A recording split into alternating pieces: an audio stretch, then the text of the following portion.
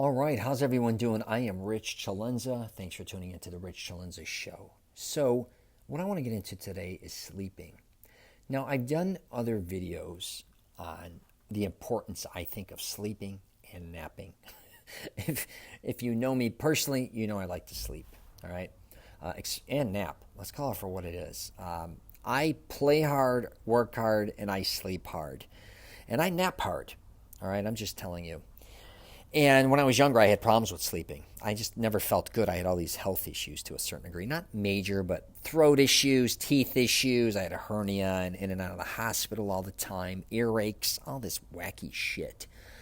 So I wasn't able to get really good night's sleeps, and I had a lot of energy. And but when I crashed, I crashed. Once I fell asleep, I didn't want to wake up. I always said I hated going to bed, but I hate waking up.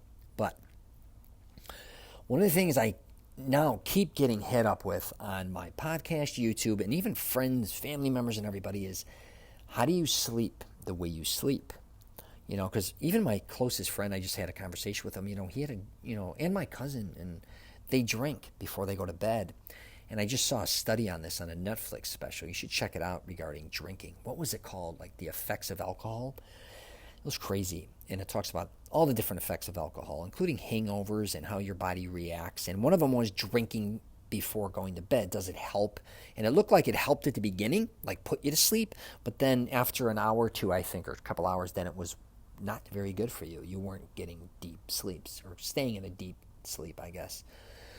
So that was quite interesting. But I never needed that. As I got older, I think I just started to really teach myself also how to nap. And I started to see really good gains when I was lifting weights. I was working with my father long hours, and we were collecting money in the bar and nightclub industry.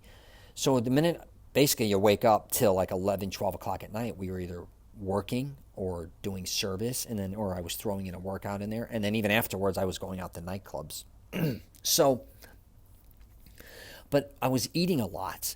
And the more I kept eating, obviously it slowed me down. But I was in the car, I started to take these naps, and they were just like these rejuvenators, or whatever. It just rejuvenated me. And I didn't realize that through my early teens, but now I'm in my late teens.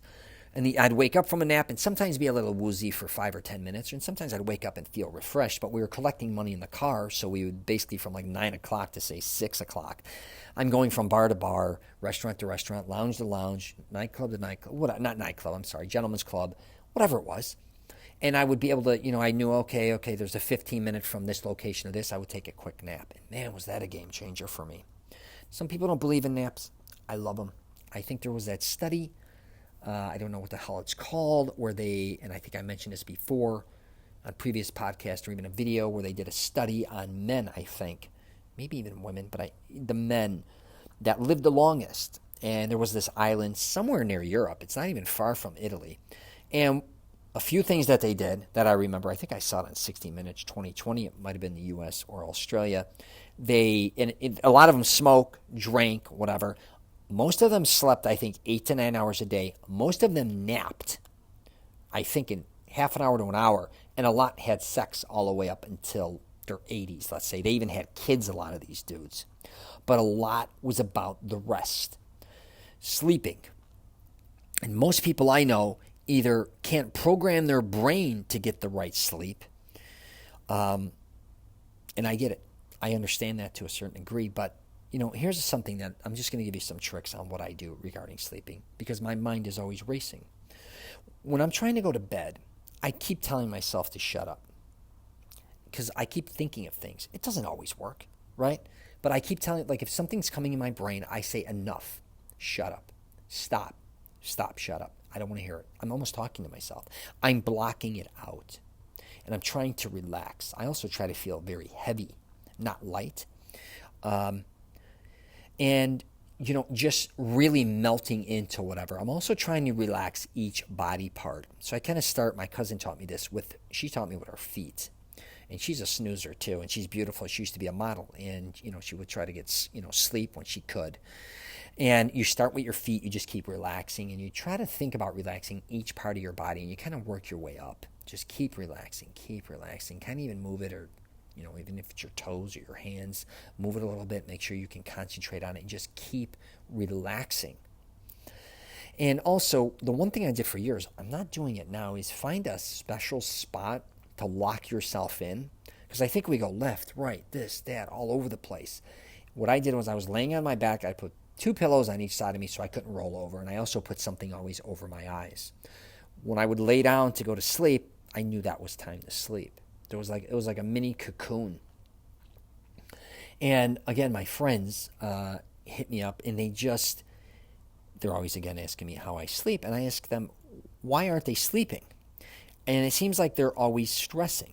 Like they're like, oh man, I gotta do this, I gotta do that, I gotta do this. I'm like, you're not gonna do any of that while you're sleeping. You understand that.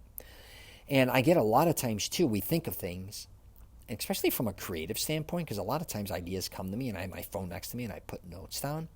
I do have nights where I can't sleep. There's no question, especially if I have coffee. But for the most part, I have to understand when it's your body needs this rest. You have to program yourself to accept sleep and rest.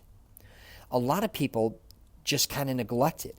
And it doesn't take necessarily days or weeks. It may take months or even years to get how to really shut it down, I call it.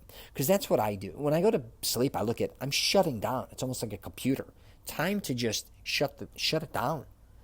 And I don't think people want to shut it down either. People still want to go in and just keep the mind going, keep thinking about maybe even stress or not stress or work or their kids or whatever the case may be. Just, if you're going to go to sleep, accept this is it. This is the end. It's almost like, this is horrible to say, and it's like, it's a touch of death. Of course you're not dying. But it's just like, it kind of reminds me of like when you go for anesthesia. Is that what it's called? Anesthesia? When you go into the doctors and if you've had surgeries and stuff, they're like, all right, count back from 100 or count down from 10. And you just go into this bliss. I can do that. And really the last 12, 13 years of traveling, I've been on so many planes, I had to learn how to fall asleep in between to refresh, or maybe I was on a red eye and sometimes I'm in an early morning flight. I had to make sure I was still getting the rest that I wanted. I started to get too good at it, where if I had to catch a couple flights, I can shut down where I was sleeping, like say the entire flight, or I can come in and out of sleep. It's almost like being, God, I was talking about this girl, I can't remember what they call that, where I'm awake, but I'm still sleeping. I'm right in the middle. And I can go into a deep sleep or I can wake up, and I'm very attuned to what's going on. But again, I started to get so good at going to sleep, it was too much sleep. And here's what I'm going to wrap it up with. I think a lot of people think, going to sleep or sleeping for longer periods of time is lazy. You're not getting enough done and all this stuff. Take a look at your body. What type of shape are you in?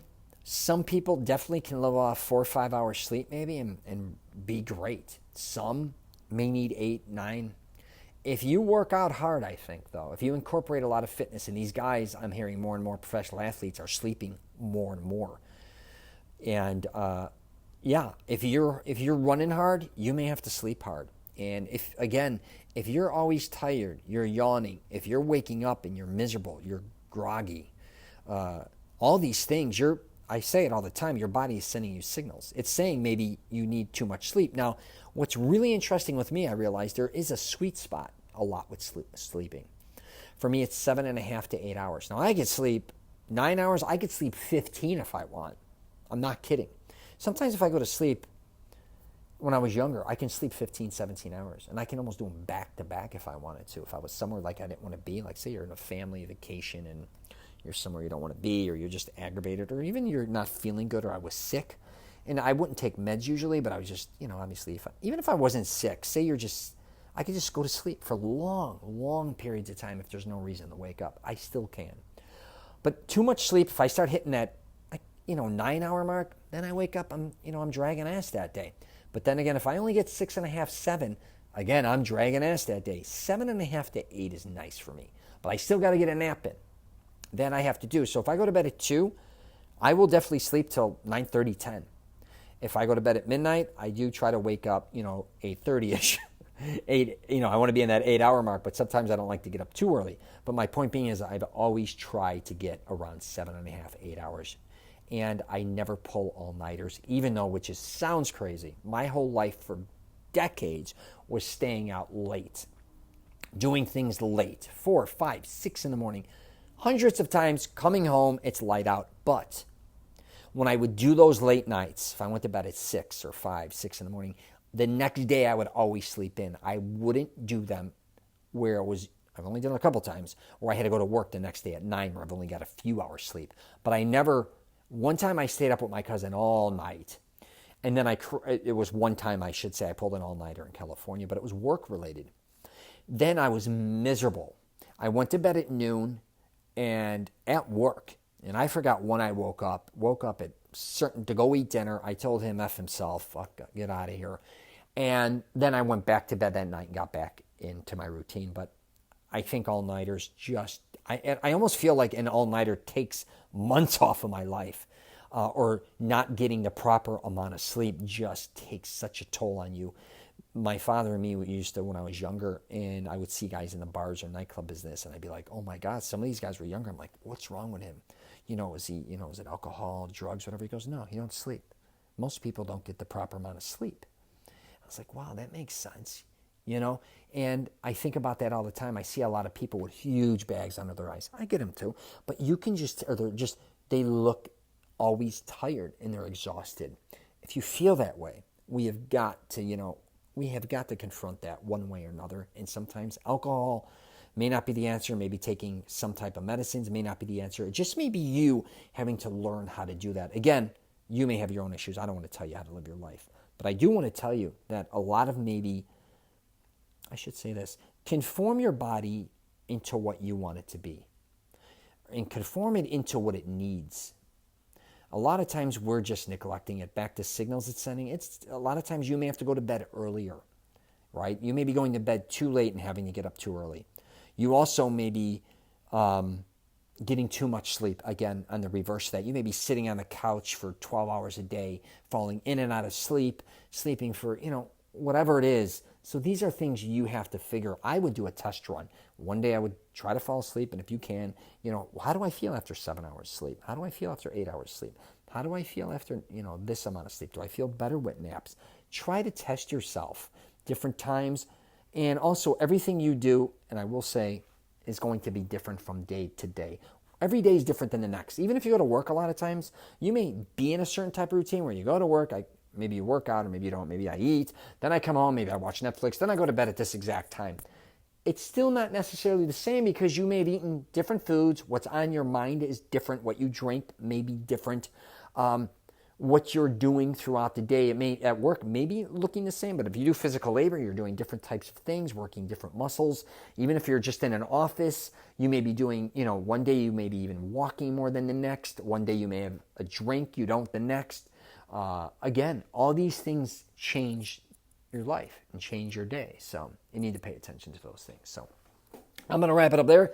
You get a chance, check out my richcelenza.com website. I'm always trying to help men really live an extraordinary life affordably and just give advice. And you can take it or leave it. I like when I hear things that are just different perspectives, I guess. But yeah, that's really about it. So if you want also check out my YouTube channel, Rich Celenza. I'm also on LinkedIn, Twitter, Facebook, and Instagram. You have any questions, hit me up, man.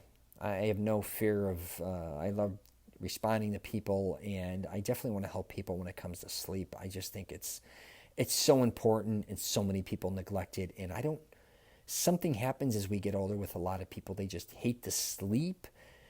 That's ridiculous. I did not mean to say they hate to sleep. They kind of hate the situation they're in when they're trying to fall asleep. And, it's not easy. But if you want to really start getting better rest and feeling better, maybe you should also check with your doctor to see maybe he has some advice. And again, it can be something really weird, like having coffee at a certain time, especially as you're getting older. You don't realize it may be keeping you up, like something that simple. Maybe in your home, for instance, it might be too cool. It might be too hot. Whatever it is, it just may be your room is too bright, let's say. there could be something small that's really holding you back from sleeping. I program my brain that no matter what, when I'm tired, I go to sleep. I fall asleep in the middle of a theme park. I can fall asleep, literally, I've done it, on a sidewalk just to see if I could do it. Of course, I had people around me protected, like just hanging out, but I can really do it. But then if I'm not in the mood to sleep, believe me when I tell you, if I'm not in the mood, it's very hard to fall asleep. I get it. But, so, anyways, take care, and I wish you nothing but the best.